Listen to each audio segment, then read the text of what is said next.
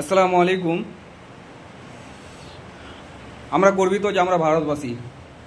আর কিন্তু আমাদের দেশ ঠিক স্বাধীন হয়েছে, কিন্তু সেই কুলাঙ্গার, সেই সুয়ারে বাচ্চাদের জন্য মনে হয় যে কিছুটা বাকি আছে।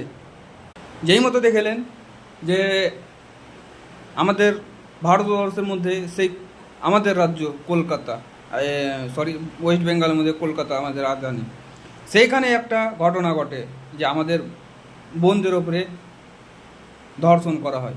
লজ্জার ব্যাপার। আমাদের ভারতবর্ষের মধ্যে মহারাষ্ট্রের রাজ্য কয়েকদিনের মধ্যেই বা মাসখানিকের মধ্যেই দুটো ঘটনা ঘটে। সরকার মরে গেছে না আমাদের নেতামাতা মরে গেছে? তাদের লজ্জা করা উচিত। তাদের জন্য একদম একটা কানুন বানা দরকার